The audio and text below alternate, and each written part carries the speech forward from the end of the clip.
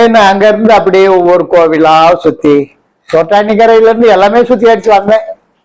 சோட்டானிக்கரை பகவதி அம்மன் கோயிலுக்கு போயிட்டு அங்க ஒரு நாள் தங்கிட்டு அத்தோட அங்க இருந்து முடிச்சு. ஆனா எங்கேயும் வந்து ரூம் எல்லாம் போட்டு தங்கல, கோவிலே எங்கேயே தங்கி அப்படி நான் வந்து தலைவரி கோலமா அத்தனை தெய்வங்களுக்கு வந்து இது பண்ணி பார்த்தாலும் கிரகக்காரன் பண்ற அக்கப்போர் கொஞ்சம் நெஞ்சம் இல்லை. ஆனா அந்த அம்மா செஞ்சது தப்பு கிடையாது. அந்த கிரகக்காரன் வந்து என்ன உள்ள கொண்டு போனாலும் கொண்டு போயிருப்பான். அதனாலேயே ஆசிரமத்தை காலி பண்ணி வெளியேறணும்னு வச்சுக்கோங்களேன். ஜாதகத்துல இருந்து எல்லாத்தையுமே நம்ம கத்துக்கிட்டதுனால இதுதான் நடக்க இருக்கு, இதுல இப்படி தப்பிக்கலாம், இப்படி போயிடலாம் அப்படிங்கிற கட்டத்துல நான் வெளியேறி போனதே. உங்களுக்கும் ஜாதக ரீதி ஏதாவது ஒரு இதுனாக்க எனக்கு கேளுங்க, நான் கண்டிப்பா சொல்றேன். இப்ப நான் இதை வந்து ஓபன் பண்ணி விட்டேன், தாராளமா கேட்கலாம். என்ன கேட்க போறேன்? உங்க ஜாதகத்தை மட்டும் ஒரு ஜெராக்ஸ் எடுத்து அனுப்பியா வாட்ஸ்அப்ல நான் பார்த்து உனக்கு சொல்றேன்னு சொல்லுவேன். அந்த மாதிரி சூழ்நிலையில என்னுடைய டயம் அப்படி மோசமா இருந்ததுனால அப்படியே போயிட்டு ஒவ்வொரு ஊரா ஒவ்வொரு கோவிலா இன்னைக்கு எனக்கு யாபத்தில் இல்லை, அந்த அளவுக்கு கோவில் சுத்தி வந்தேன். அங்க இருந்து நம்ம பாலக்காடு வர்றதுக்கு 1 மாசம் ஆச்சு. அத்தனை ஊருக்குள்ளேயே அத்தனை கோவில் கால் வைக்காத இடம் கிடையாது. ஒரே ஒரு கோவிலை தவிர ஐயப்பன் கோயிலுக்கு மட்டும் நான் போகல. சபரிமலை ஐயப்பன் கோயிலுக்கு மட்டும் நான் போகல. அந்த உள்ள சூழ்நிலை மற்ற அனைத்து கோயிலையும் கால் வச்சு கடைசியா பாலக்காடு வந்து இறங்கணும். பாலக்காடு வந்து இறங்கிட்டு அதுக்கப்புறம் ஒரு 4-5 நாள் அங்க தங்கிட்டு அத்தோட வீட்டுக்கு வந்தவன் தான். வீட்டுக்கு வந்து அப்படியே மறுபடியும் அந்த ஜபதப யோகங்கள்ல உட்கார்ந்தேன். என்னென்ன உட்கார்ந்தேன்? மௌன விரதத்துல உட்கார்ந்தேன். என்னுடைய காரியங்கள் சித்தியாகணும், இந்த கெட்ட நேரத்திலும் தப்பிக்கணும், இதுக்கு என்ன வழி அப்படிங்கிற கட்டத்துல உட்கார்ந்தோம். அந்த மாதிரி வந்து 8 நாளா வந்து மௌன விரதம் இருந்தேன். 8 நாள். 8வது நாள் நானா பொங்கல் வச்சு செய்து பண்ணி அம்மாளுக்கு படையல் கொடுத்து பூஜை பண்ணி முடிச்சு அதுக்கப்புறம் மறுபடி அதை முடிச்சோம். முடிச்சுட்டு தான் மறுபடி இங்க வந்து மதுரைக்குள்ளேயே வந்து ஒரு ரூமை பிடிச்சு உக்காந்தோம். நம்மளால பூஜை செய்யற பூஜை செய்யாம இருக்க முடியலையே. அந்த மாதிரி சூழ்நிலையில பூஜைங்கிற போது என்ன செய்யலாம் அப்படின்ட்டு நேர நம்ம அழகர் கோயில் தான் போனோம்.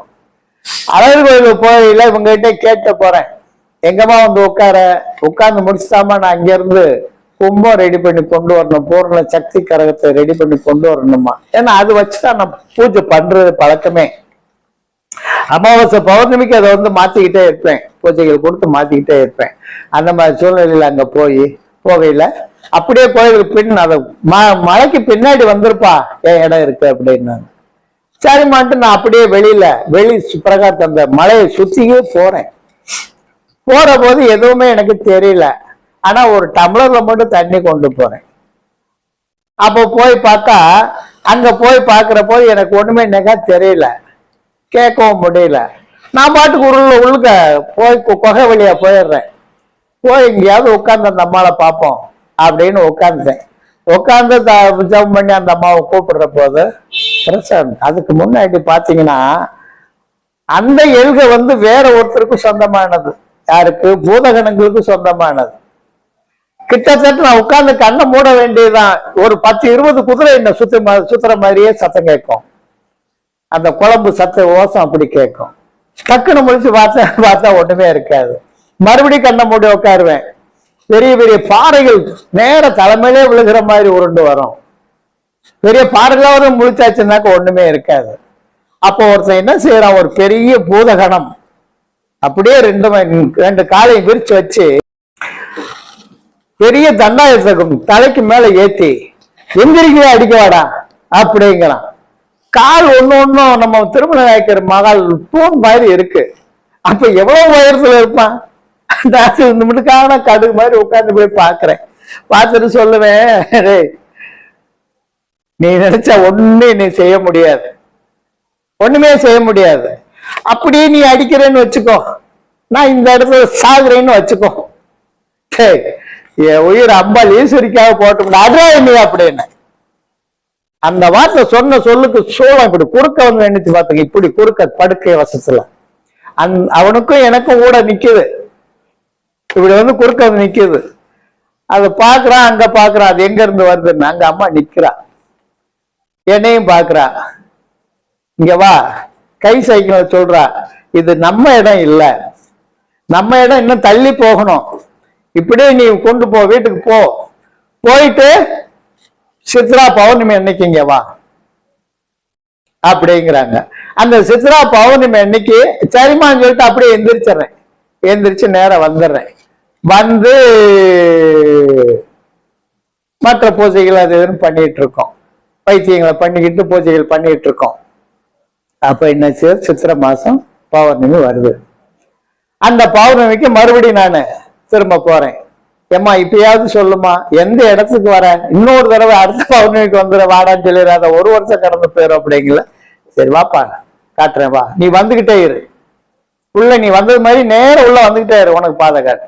அதே மாதிரி திரும்ப வந்தையா, போய் அங்க போனா இடது பக்கம் ஒரு ஆறு மாதிரி வந்தது, தண்ணி இல்ல, 5 காஞ்ச போய் தான் இருந்தது. அப்படியே அந்த ஆறு மாதிரி வந்தது. ஆறுக்குள்ளே உள்ள போயிட்டேன்.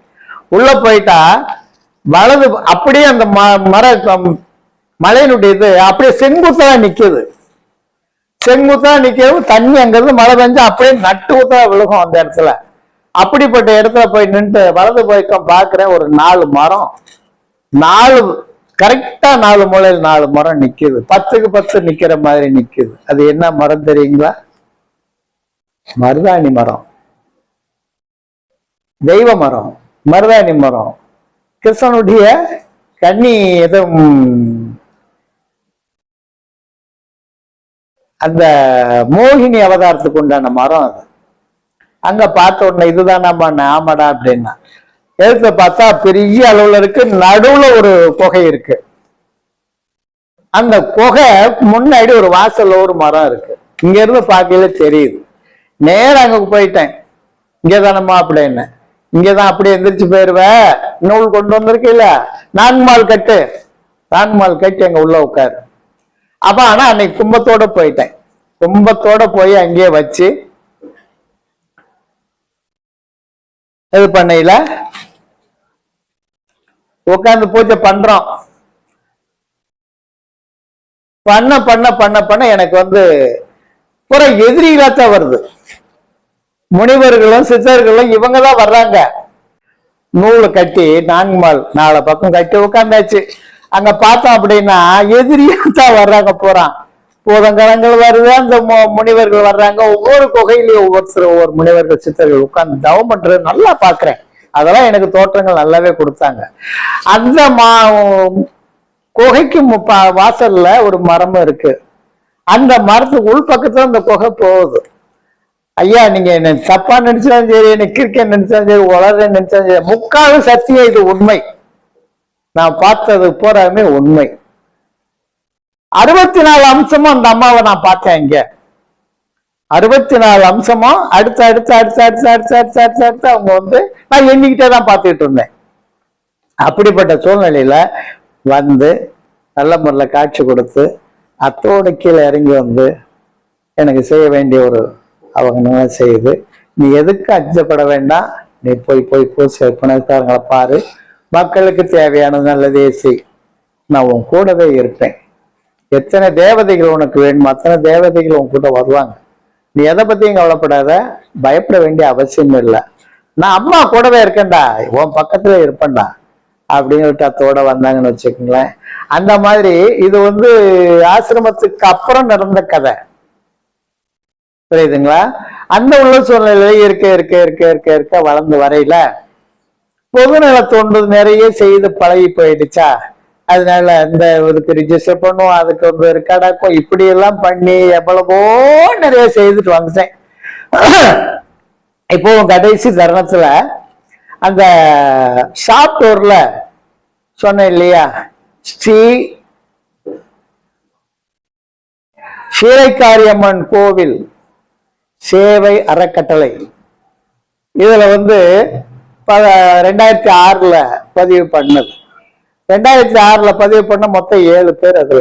அதுல தலைமை நான், துணைத் தலைவர் இன்னொரு பங்காளி, செயலாளர் இன்னொரு பங்காளி, பொருளாளர் இன்னொரு பங்காளி, இப்படி 7 பேருமே பங்காளிங்க தான். இதுல காசு பணம் நான் எதுலையுமே நான் தனிப்பட்ட முறையில தெய்வத்தினுடைய காசு இது பண்ண மாட்டேன், சம்பாரிச்சு தனியா ஒழிக்கணும்னு நினைக்க மாட்டேன்.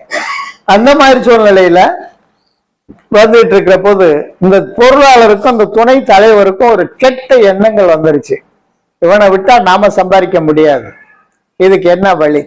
இந்த அறக்கட்டளைங்கிறத கோயில் வரைக்கும் அமைக்கி வை, சுவாசிங்க. படமோ கிடமோ எதையுமே அவங்க விடல, போட விடல. அறக்கட்டளைங்கிற பேரே பண்ண விடலன்னு வைங்களேன்.